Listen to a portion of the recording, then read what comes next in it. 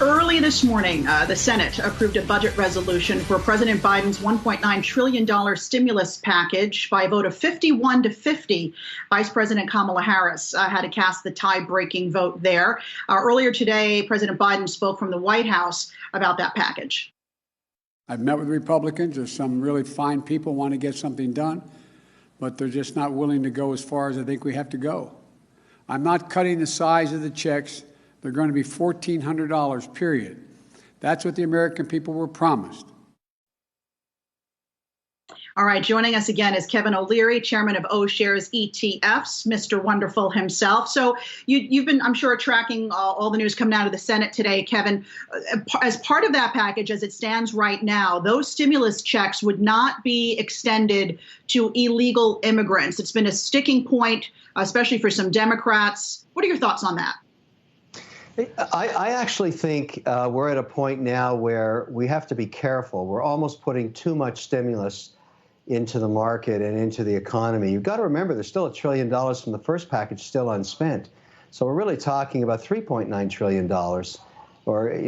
that are going into this market, and at a time when the economy is actually quite strong. So the risk here is that you cause inflation when you didn't need to. In terms of the structure and the metrics of the deal, I don't know why we're sending checks to people that are already employed. That makes no sense to me. The deal should be this. If you are displaced by the pandemic, we will send you a check because you're unemployed.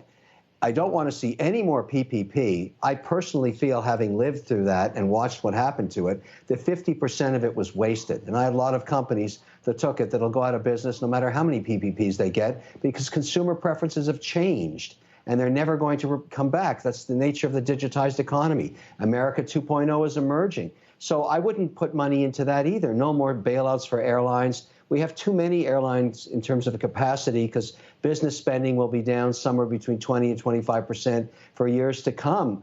Why would you fly somewhere when you can do a Zoom meeting instead? And so that's going to be a very long time before people waste their time and money flying around in business entertainment. I know I've slashed my budgets for 2021 in my private company portfolio from 20 to 50%. It's going straight to the bottom line. I have zero interest in increasing those costs when I don't need to. So why bail them out? Let a couple of them go bankrupt. Just give unemployment checks to the employees. They're highly trained. They'll find new jobs in the digital economy. And airlines are very good at going bankrupt. They do it every 10 years. So it's just fine. Stop spending money there. What about the restaurant industry? Leisure and hospitality, really struggling here. The restaurant industry will survive on its own. Restaurants grow like mushrooms as soon as we've got this pandemic under control. So a better way to spend on restaurants would be to spend more money on the logistics of getting the vaccine out. Because I can guarantee you, when people feel safe again, they will go to restaurants. And believe me, they'll pop right out, just like they've always done for 200 years. It's an industry that bounces back very, very quickly. The only two areas I would invest in if I had my druthers would be, even if you kept it at $1.9 billion, just spend it on vaccine logistics, getting it into people's arms, and let's take care of unemployed people. Nothing else. Otherwise, you risk horrific inflation. We just don't need this much stimulus. It's going really overboard.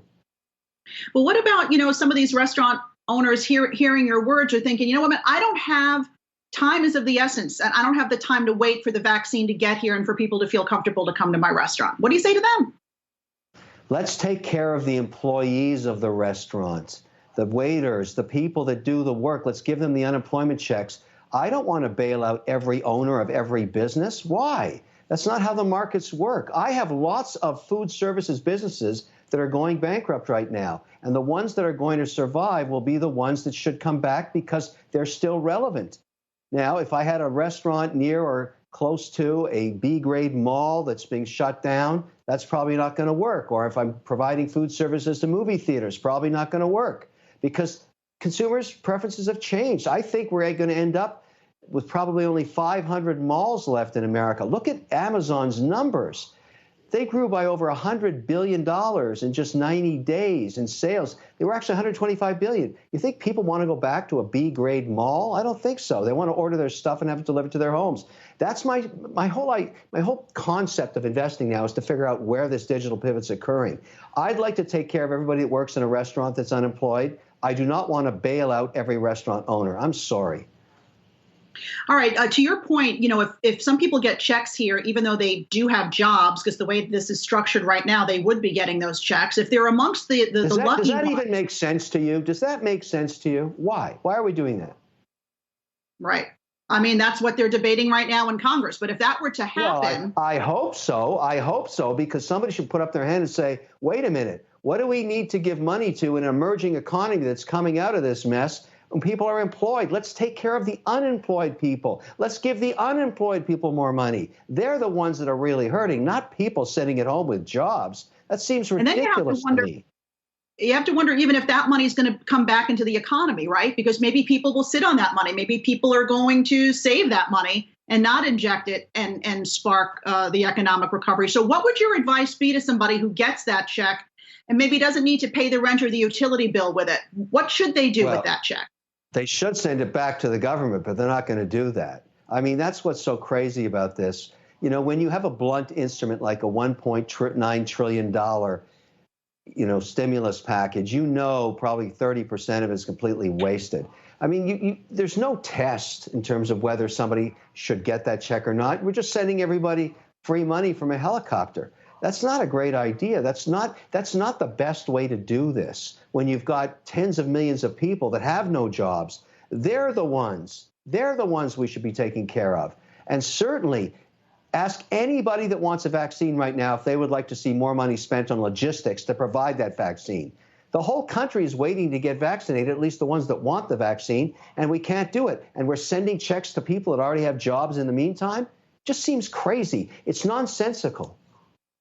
All right. Listen, Kevin O'Leary, always a pleasure. Great to get your insights as always. Enjoy the Super Bowl. Who do you have for the Super Bowl this weekend? The Buccaneers or the Chiefs? I used to be a New England fan, and I've just watched that team go to CCC negative grade. I mean, I can't watch them anymore. What a disaster. You think they should have signed Brady for another 2 seasons along with the Gronk? Maybe that would have been a good idea. Meanwhile, I have to go with Brady. So I think he's probably maybe he is the greatest. I'm betting that Tampa's going to pull it off because he's already seen every defense ever. He's seen every play. I mean, the guy is a knowledge book in terms of what they're going to throw at him, literally. And I think he'll pull it off. I'm very hopeful. But New England, I can't say enough negative stuff about. I'm a heartbroken fan. I couldn't watch that this year. I've never seen such a fall from grace. It was just, it was like radioactive waste. Oh, wow. That is not good. Never good when you're likened to radioactive waste. It should be a good game, should be a high-scoring game, hopefully a tight one. Kevin O'Leary, thanks as always. Take care. Bye-bye.